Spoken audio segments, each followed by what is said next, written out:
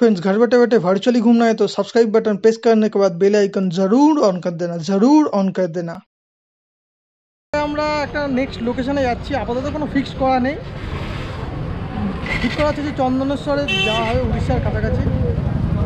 আমরা সবাই বেরোচ্ছি। এর আগে ইন্ট্রোডাকশন করানো হয়নি। এর নাম হচ্ছে সুরজিৎ, আর একে তো দেখিয়েছি চিন্ময়, আর এর নামও সুরজিৎ। আমরা বেরোই, তারপরে রাস্তার সিন দেখতে দেখতে যাবো। ঠিক আছে, চলুন। অসাধারণ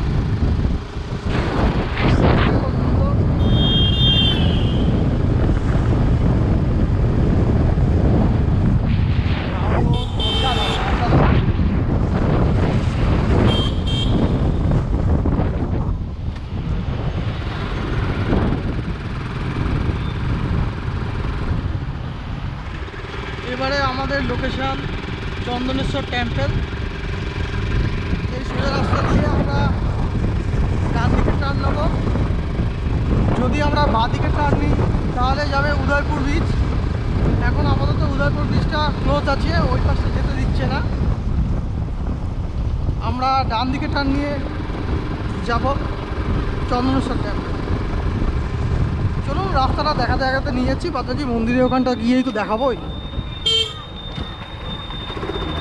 এই পাশটা হচ্ছে উদয়পুর সি বিচে যাওয়ার রাস্তা, আর এই পাশটা হচ্ছে চন্দনেশ্বর। আমরা ওয়েস্ট বেঙ্গল গভর্নমেন্টের ওয়েস্ট বেঙ্গলের থেকে উড়িষ্যা বর্ডারে ঢুকে এই পুরো রাস্তাটা দুপুরে ভাগ করছে উড়িষ্যা।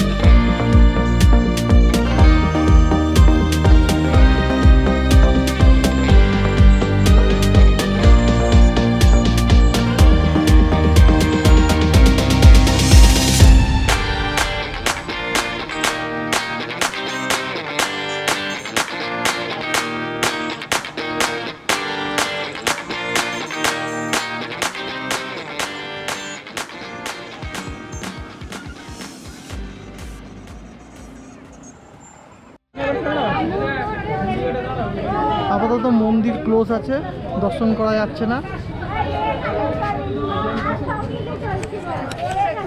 দেখা যাক, উড়িষ্যা পুরোপুরি ক্লোজ, উদয়পুরে ঢুকতে দিল না। তারপর হচ্ছে মন্দিরও বন্ধ, কোভিডের কারণে বন্ধ করে রেখেছেন নাকি?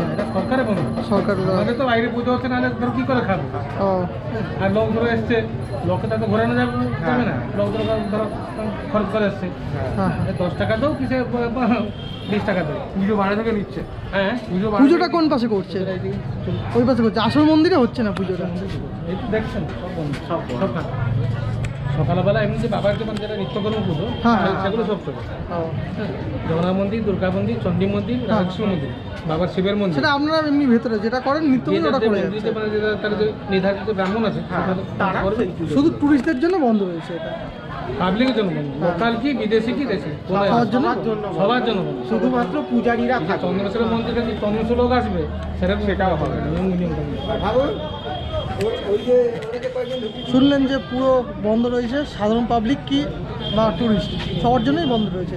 যেটা শুধু নিত্য পুজো হচ্ছে, আমরাও এসেছিলাম, ভেবেছিলাম পুজো দেবো। ওই পাশটা এমনি পুজো হচ্ছে। ঠিক আছে, এরপরে যদি আসেন তাহলে এই পাশে দেখতে পাচ্ছেন সব পূজার সামগ্রী আছে, সেগুলো আপনারা কিনতে পারেন। আর এখানে কার গাড়ি সমস্ত পার্কিং করার জায়গার ব্যবস্থা সব কিছু রয়েছে। আমাদের বাইকগুলো ওই পাশে পার্ক করা হয়েছে। জায়গাটা খুবই ভালো। আপাতত মন্দির দর্শন করা গেল, নেক্সট লোকেশানে যাচ্ছি, দেখা যাক ওখানেও ঢুকতে দেয় কিনা। এরপরে নেক্সট লোকেশান হচ্ছে তালসারি বিচ, চলুন দেখা যাক। মন্দির দর্শন করার পরে আমরা তালসারি রুটে চলে এসেছি। মন্দিরের পাশ দিয়ে যে রুটটা ডান দিকে চলে গেছে সেইটাই তালসারি রুট কানেক্ট করছে। ওয়েলকাম টু, এটা হচ্ছে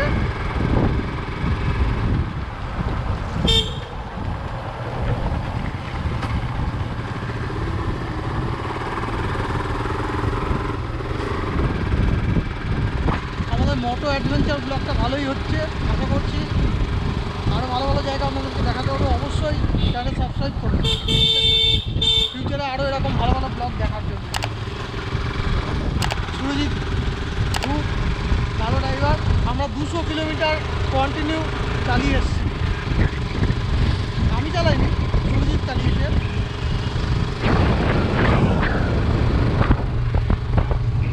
এটা আমাদের দ্বিতীয় গাড়ি।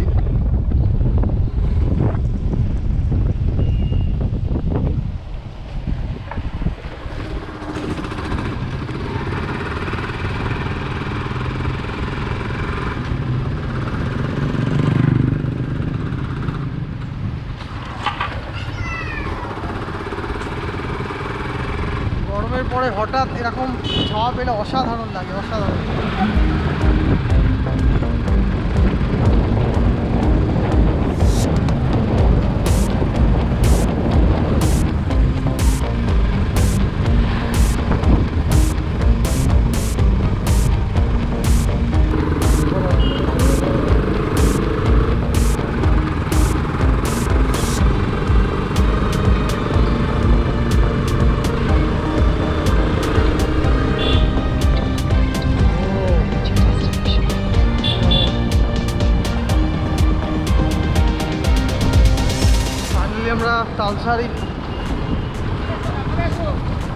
ফাইনালি আমরা তালসারি বিচে এন্ট্রি করে গেলাম।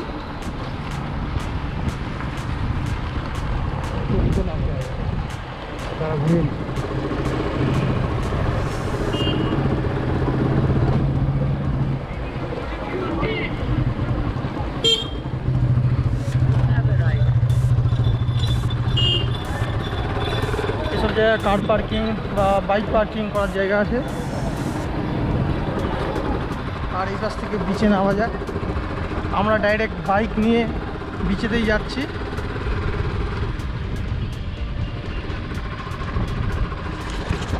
আশা করছি আপনাদের এই মোটর অ্যাডভেঞ্চারটা ভালো লাগছে। ভালো লাগলে অবশ্যই কমেন্ট সেকশানে জানান মোটর অ্যাডভেঞ্চার কেমন। এর জন্য পুরো ক্রেডিটটা কিন্তু আমাকে দিতে হবে না, সুরজিৎকে দিতে হবে, ঠিক আছে? কারণ বালির ভেতরে বাইক রাইড করা প্রচুর চাপের, সেটা আপনারা জানেন ভালোভাবে। ওর পাশে প্রচুর বাইক, মানে ওরকম একটা দুটো এরকম অনেকেই বাইক নিয়ে গেছে। আমরাও যাচ্ছি। মোটর অ্যাডভেঞ্চার রিভিউ হচ্ছে, নৌকাও দেখছেন, ব্যবস্থাও আছে, সবাই মাছ ধরতে সাগরে যায়। আশা করছি আপনাদেরকে ভালো একটা ব্লগ উপহার দিতে পারছি। যদি ভালো লাগে অবশ্যই কমেন্ট সেকশানে জানান কীরকম লাগছে ব্লগটা।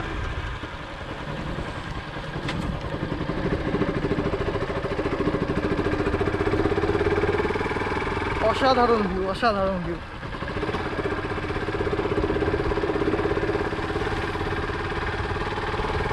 চারিদিকে ফাঁকা।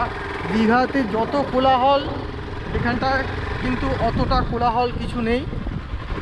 এখানটায় সাগর অনেকটা দূরে, প্রায় 1 কিলোমিটার আপনাকে গাড়ি চালিয়ে যেতে হবে কিংবা পায়ে হেঁটে যেতে হবে।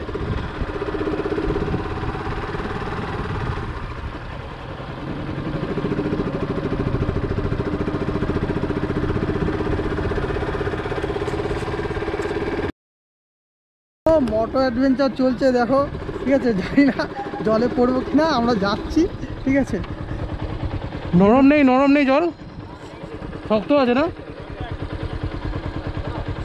জানি না যেতে পারবো কিনা, চেষ্টা তো করছি, ঠিক আছে? নাহলে ওই রাস্তা দিয়ে যাবো। পা ফেললেই অবস্থা খারাপ হয়ে যাবে। অসাধারণ, অসাধারণ এক্সপিরিয়েন্স।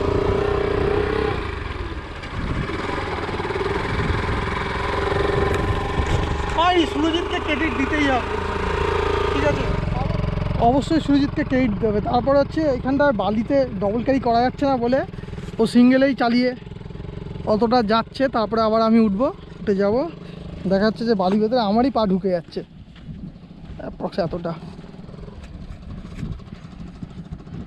এটা মানতে হবে দীঘার থেকে তালসারি বীচটা আমার খুবই ভালো লাগছে, কারণ এখানটা শান্ত পরিবেশ আর তার সাথে মোটো অ্যাডভেঞ্চার দুটোই অসাধারণ।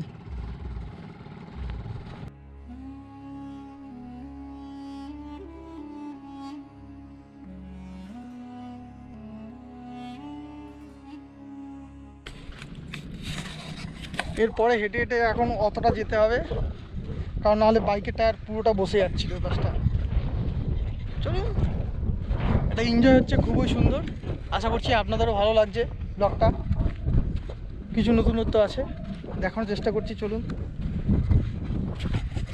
যারা বাইক নিয়ে আসছে খুবই সুন্দর এনজয় করছে। আপনারাও চাইলে আমি রেকমেন্ড করবো বাইক নিয়ে আসুন। এইখানটা আপাতত কোনো রেস্ট্রিকশান নেই বাইক নিয়ে আসার, ঠিক আছে? আশা করছি আপনাদের খুবই ভালো লাগবে। চলুন দেখাচ্ছি। এটাই হচ্ছে তালসারির মেন সি বিচ। ওইখানটায় একজন জেলেকে দেখা যাচ্ছে, যিনি হচ্ছে সাগরে মাছ ধরছে। আর এই পাশটা চারিদিকটা ঘন ঝাউবন, অসাধারণ অসাধারণ। আমরা এসেছিলাম ঠিক ওই পাশ থেকে। আশা করছি আপনাদের সুন্দর একটা ফিল হচ্ছে। এই ফিলটাই আমাকে আরও নতুন ভিডিও বানাতে এক্সাইট করবে। অবশ্যই সঙ্গে থাকুন আর কমেন্ট দিন ব্লগটা আপনাদের কেমন লাগছে। একটা জিনিস আপনাদেরকে বলা হয়নি, দীঘার যে বীচটা যতটা উত্তাল, ঠিক আছে, কিন্তু এইখানকার বীচটা ততটা উত্তাল নয়। দেখতে পাচ্ছেন যে ঢেউগুলো দেখুন যে আছড়ে পড়ছে, ওটা ছোট ছোট। দীঘার ঢেউ কিন্তু খুবই বড় আর ভালোই জোরে আছড়ে এসে পড়ে পাড়িতে। তালসারি বিচে এলে এরকম সারি সারি নৌকা সকালবেলা করে যায়, আর্লি মর্নিং ওরা ফিরে আসে। আজকে একটু লেট হয়েছে, যাই হোক এরকম দেখতে পারবেন। এই তালসারি বিচের আর একটা আকর্ষণ হচ্ছে এই ছোট ছোট লাল কাঁকড়াগুলো।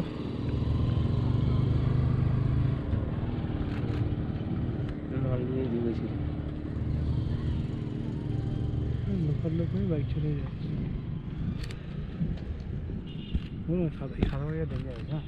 কতগুলো বেরোচ্ছে।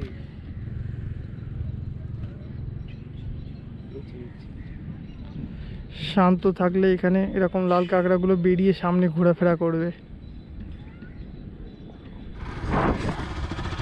বিচের পাড় ধরে এরকম বাইক রাইড করা খুবই মজা লাগছে। আমি আপনাদেরকে রেকমেন্ড করবো গাড়ির থেকে এরকম বাইক নিয়ে আসুন, তাহলে আপনাদের ফান অনেক বেড়ে যাবে। অবশ্যই মজা করতে হবে।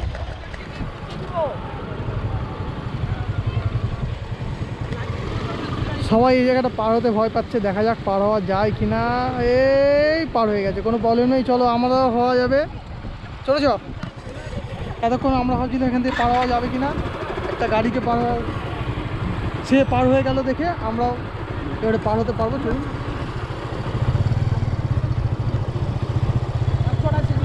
হ্যাঁ,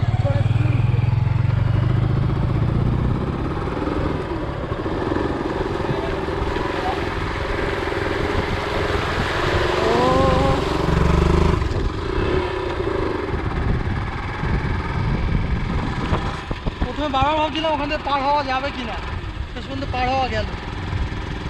অবশ্যই খুব ভালো লাগে।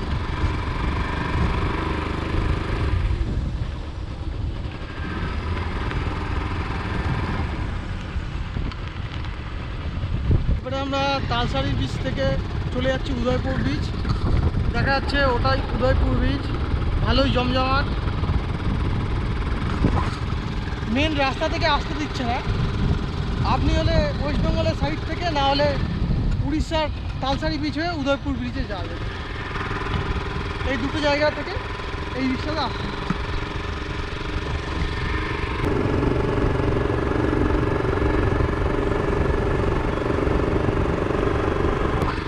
তালসারির বীচ যতটা ফাঁকা, ঠিক আছে, কিন্তু উদয়পুর বীচ ততটাই জমজমাট। অবশ্যই দেখুন, দেখা যাচ্ছে।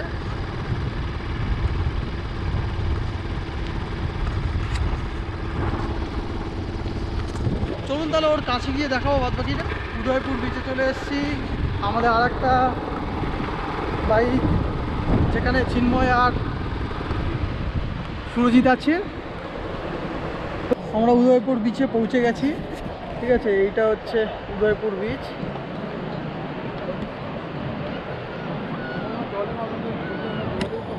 ওই পাশটা দেখা যাচ্ছে মাঝিদের নৌকা। আপনারা যদি আর্লি মর্নিং চলে আসেন এই বিচেতে, তাহলে টাটকা ফিশ এদের কাছ থেকে পারচেস করে নিয়ে আপনার ফ্রাই করে খেতে পারেন। এখানে অনেক দোকান আছে, সেইগুলো ফ্রাই করে দেয়। অবশ্যই বিচের পাড়ে ডাব এইসব ঘুরে বেড়াচ্ছে,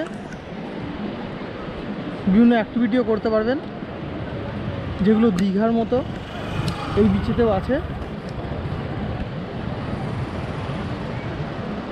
তাহলে ভালো, দীঘা যতটা কোলাহলপূর্ণ, এই বিচটা অতটা কোলাহলপূর্ণ নয়, খুবই ভালো।